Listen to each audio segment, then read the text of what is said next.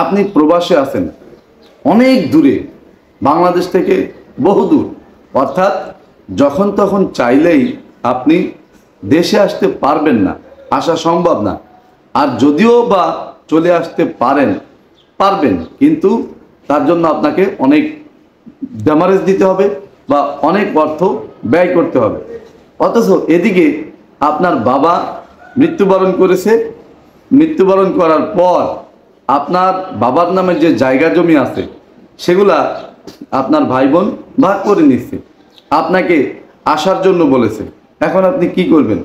আপনি চাইলে আসতেও পারেন, আর যদি পরে আসতে চান তাও আসতে পারেন।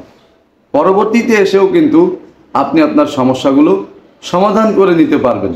তার জন্য হয়তো আপনার কিছুটা দৌড়াদৌড়ি করতে হবে, কিন্তু সমাধান করতে পারবেন। কারণ হচ্ছে আপনার জায়গা, যে জায়গার মালিক আপনি, সেটা কোনো মতেই অন্য কেউ তার নামে করে নিতে পারবে না, এটা কোনো সুযোগ নেই। তাই প্রবাসে আছেন, আপনি নিশ্চিন্তে থাকেন, আপনার কোনো রকম টেনশনের কিছু নাই।